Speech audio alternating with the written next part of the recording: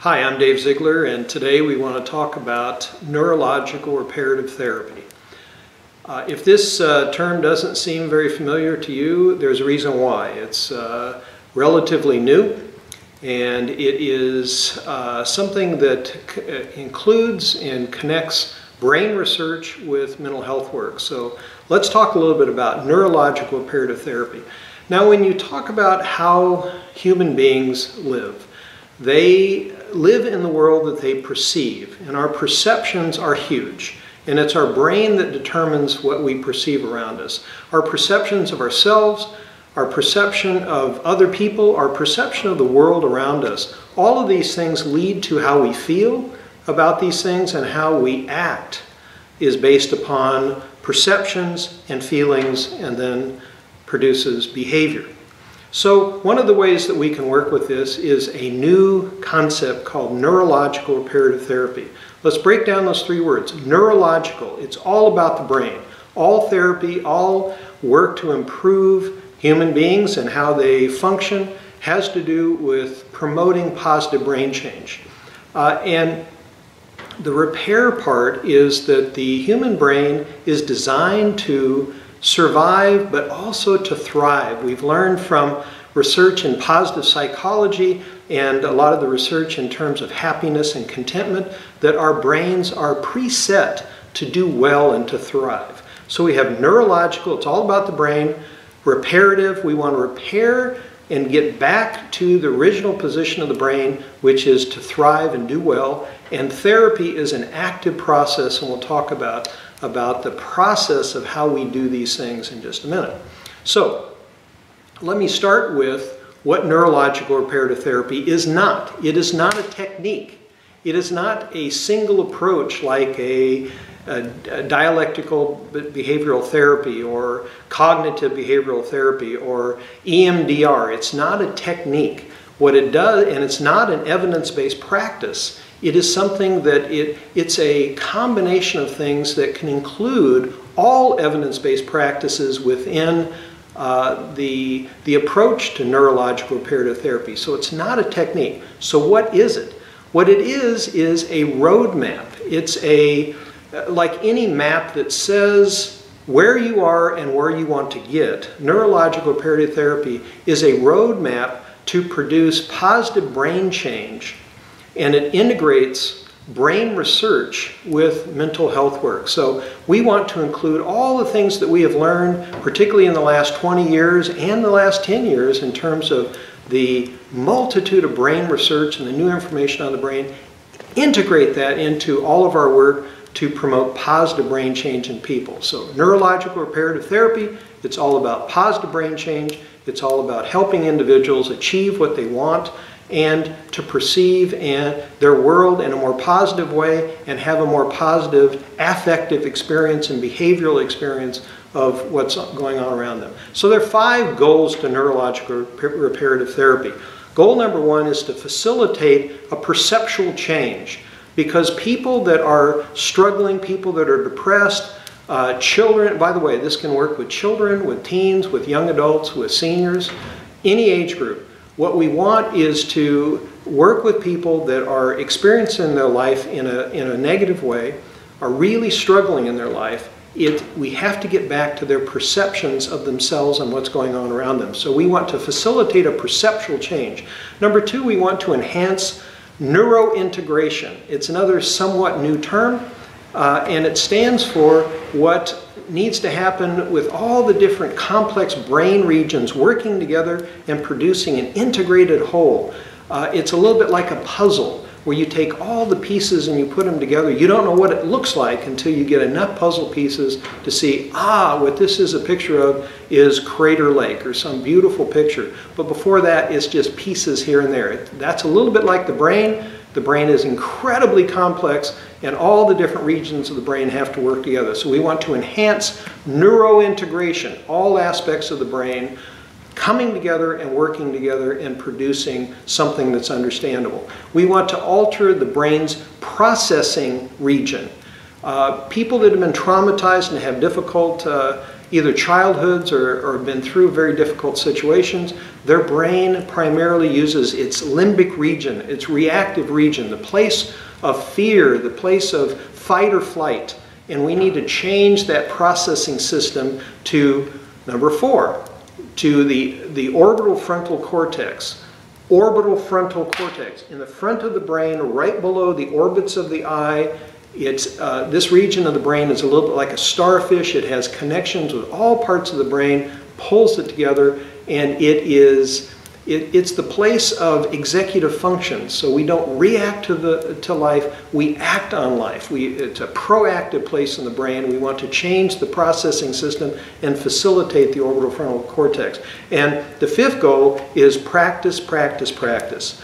Anytime that you develop something new in the brain, you have to repeat it, because of neurological development comes from stimulation and practice and use. Okay, so let's quickly break down these. So number 1 is facilitating that new perceptual change, a change in seeing ourselves different, seeing other people differently, and seeing the world differently. Number 2, we want to enhance neurointegration. The challenge of the brain is to form a collaborative whole.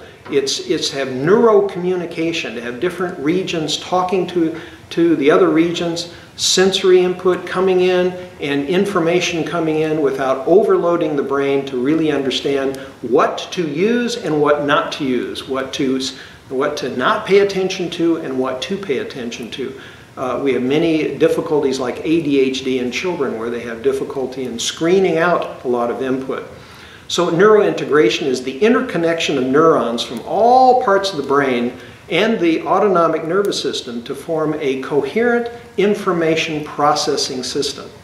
Trauma treatment, that you probably heard about, can be described as facilitating that development of the different regions of the brain. And trauma treatment does this by bringing together the parts of the brain and the autonomic nervous system into a functional whole that the individual can work with. Neurointegration is required to produce stable, adaptive, and flexible states of well-being. And those are the components that we really want in therapy to help people improve their stability, their adaptability to be able to change and function wherever they find themselves, and the flexibility to move and make changes depending upon what they run into in life, to produce a state of well-being. So treatment should always include stress and anxiety reduction and relaxation. It should include helping the individual become more mentally flexible.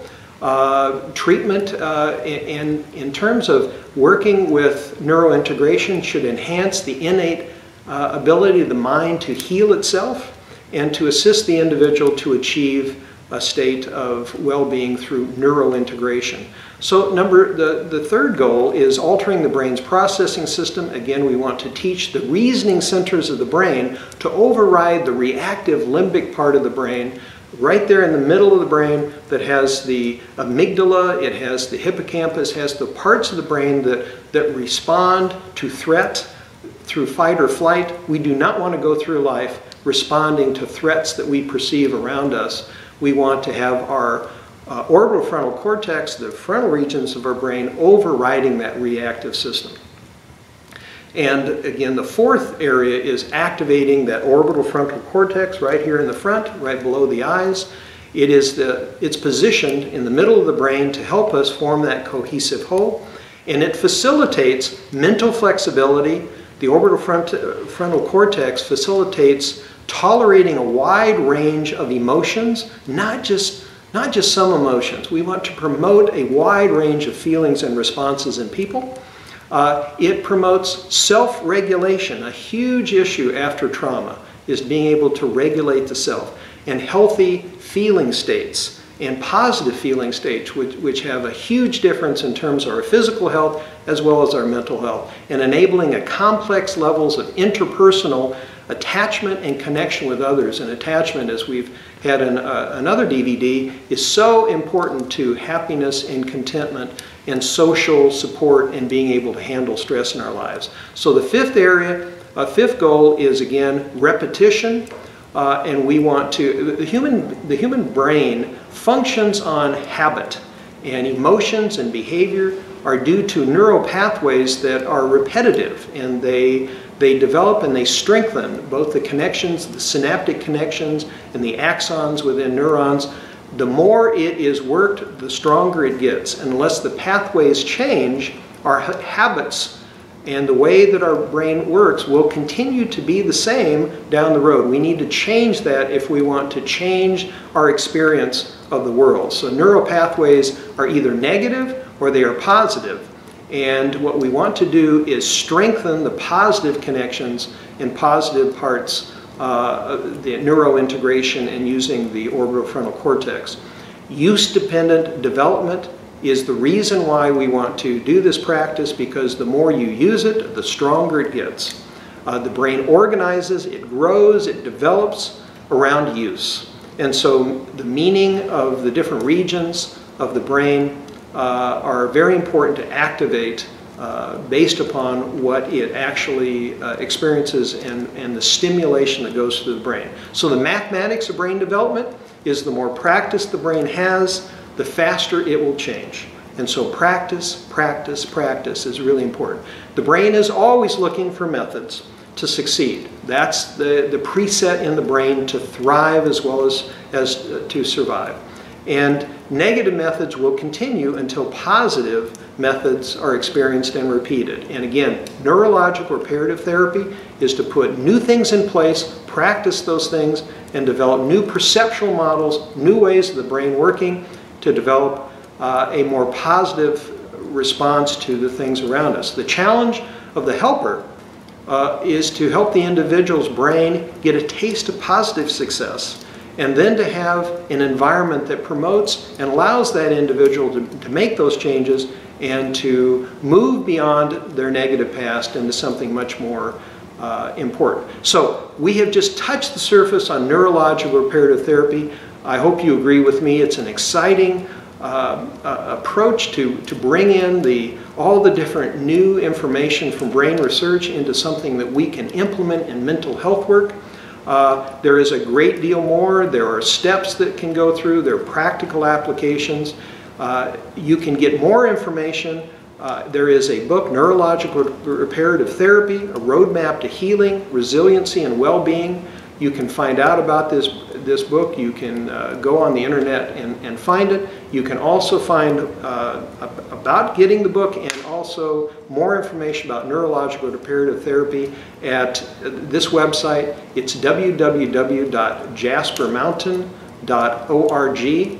Jasper Mountain is spelled out, and there are articles there and a way to get the neurological reparative therapy book and more information about this. So thank you for joining me today. I hope this is a taste that you'll want more of, to find out more of how you can use the brain in all the work that you do, regardless of what it is, to promote positive brain change, positive change in terms of perceptions and feelings and behaviors, and give anybody that you work with, perhaps even yourself, a more positive experience at living. Thank you.